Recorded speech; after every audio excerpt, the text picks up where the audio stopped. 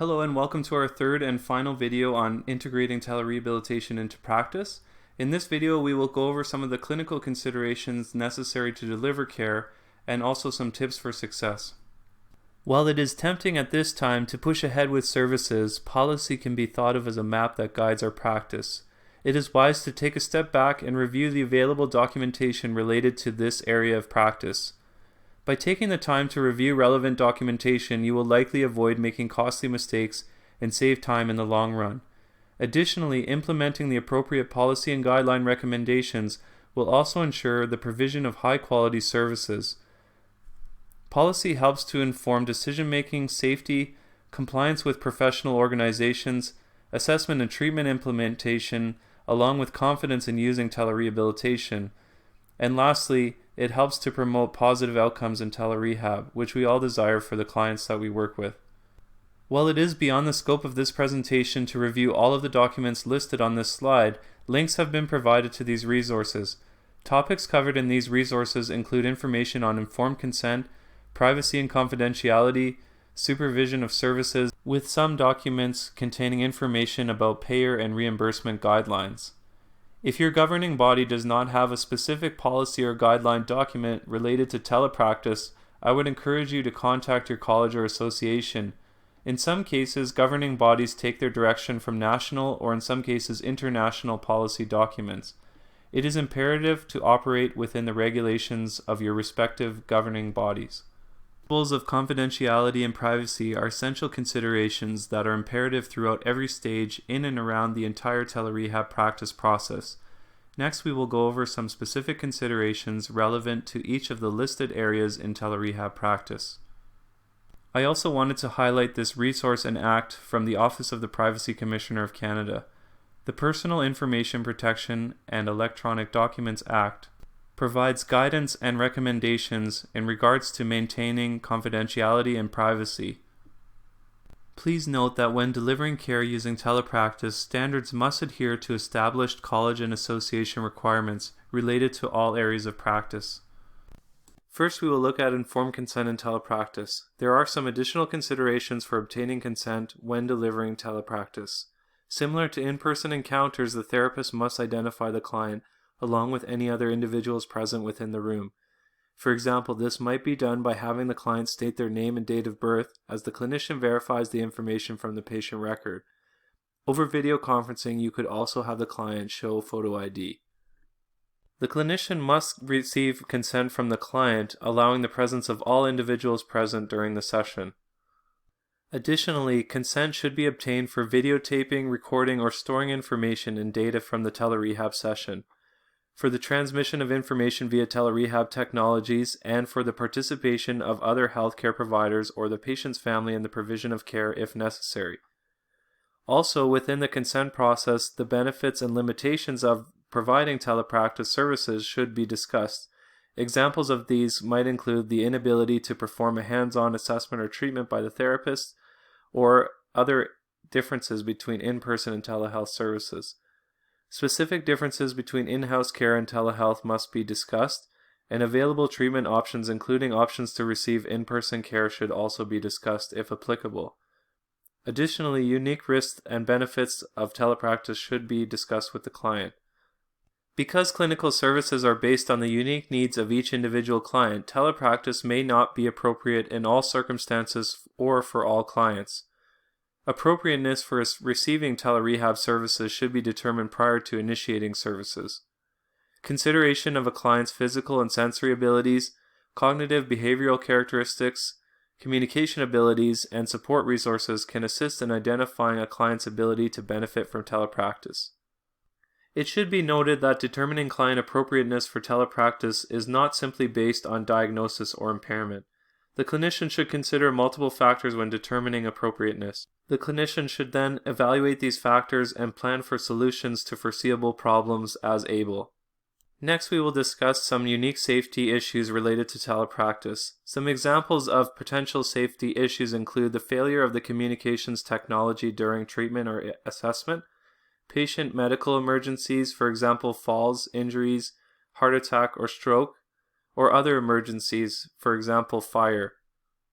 It is important to identify and mitigate some of these specific safety considerations in regards to telepractice. It is advisable that clinicians have appropriate IT support in place. Also, regular testing of technology can help facilitate smoother transmission of telerehab services. Alternate contact information should be obtained from the clients that you're working with in order to connect with them should the technology fail. Emergency and adverse event protocols should be developed in the case of adverse events. Because you might be delivering care well outside of your normal geographical region, you should possess contact information of clients, local first responders, using designated phone numbers. It is advisable to also obtain emergency contact information of a spouse or family member or potential friend of the client you are working with their consent. In regards to supervision and telepractice, unregulated along with regulated health providers may be physically present and co-located with the patient while the rehab services are being delivered remotely. It's again important to obtain consent for these other individuals who are present during the interaction. Overall, it is also important that the rehab professional understands that they retain accountability for the assignment of services and for providing appropriate supervision to ensure the patient receives quality, effective rehab care. Overall, documentation in telepractice follows the same standards that are required by the regulatory bodies for in-person care. Some additional considerations related to telepractice include ensuring documentation specifies service delivery method through telepractice and the mode used. For example, if you used video conferencing, a specific virtual clinical platform, or the telephone. You should also ensure confidentiality of both electronically transmitted information and records in audio and visual format or recordings. Lastly, you should ensure that audio and visual information is encrypted, as discussed previously. Written audio and video records of telepractice should be retained or destroyed consistent with typical standards of practice. You should also maintain written records summarizing all interventions consistent with regular in-person practice. In regards to fees and billing in telepractice, no specific formula has been created. The points on the slide provide some guidance in terms of how to go about setting a fee structure in your practice. In general, you should provide clients with upfront fee schedules for assessment and treatment services. You should also ensure that your invoices clearly indicate that the services were provided remotely, either using telerehab terminology or telehealth. I would also recommend that you contact provincial and involved insurance providers to determine if they reimburse telepractice services. Additionally, I would recommend discussing fee scheduling with work compensation boards. Lastly, I would recommend that you look at the Physiotherapy Association of British Columbia's guideline on telepractice. They have posted resources in response to the COVID-19 pandemic. As part of the resource linked here, they have a table listing different insurance providers and their willingness to pay for telepractice services.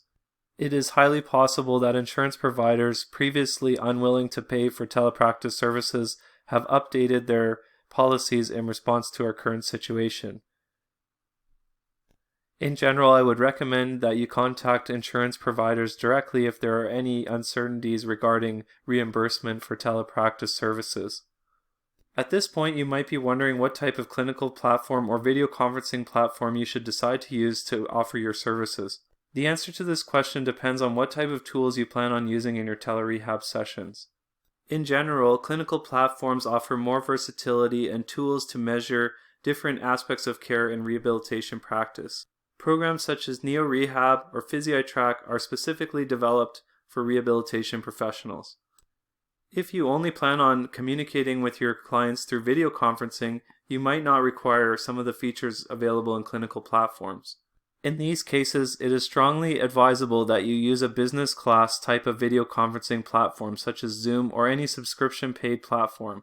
Standard video conferencing platforms that are free, such as FaceTime and Skype, typically are not encrypted and less secure compared to business class or clinical platforms that are available.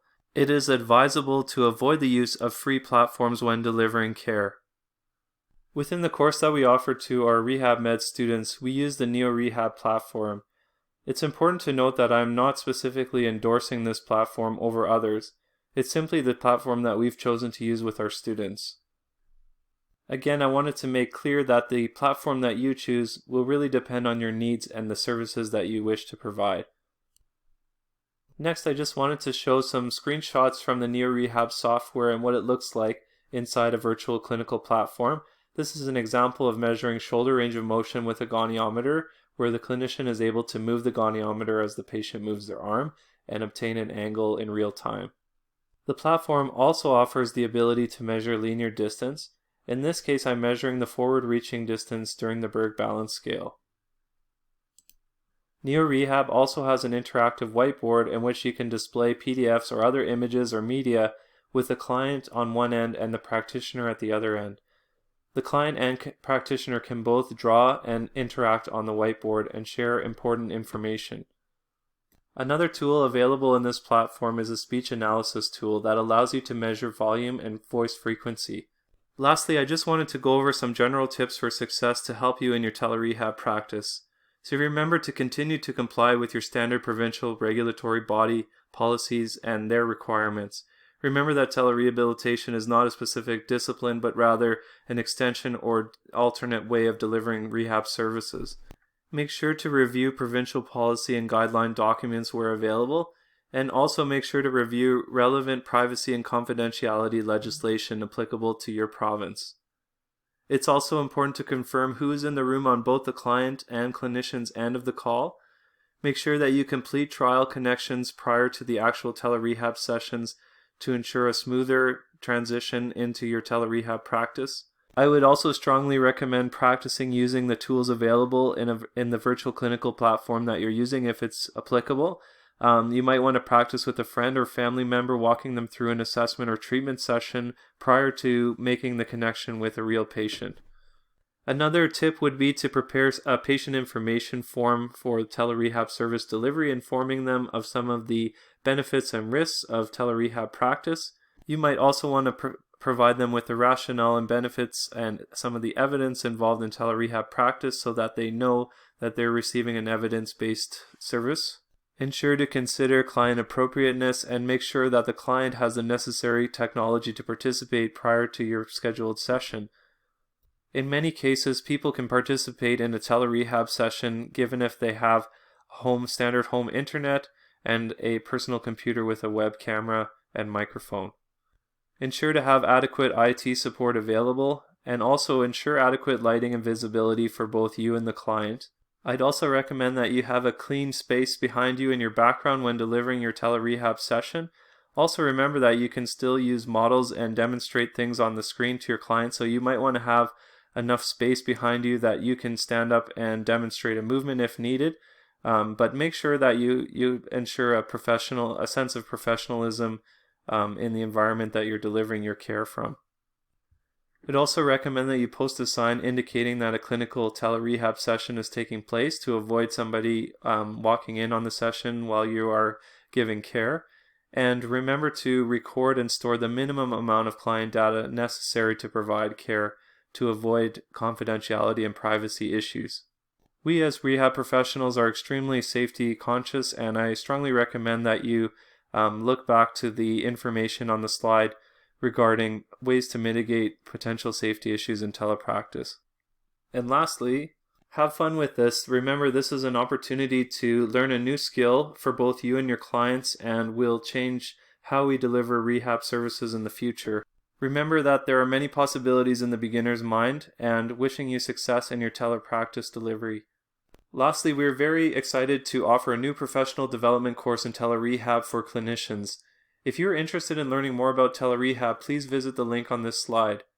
This non-credit course will begin on April 14th and run for 8 weeks.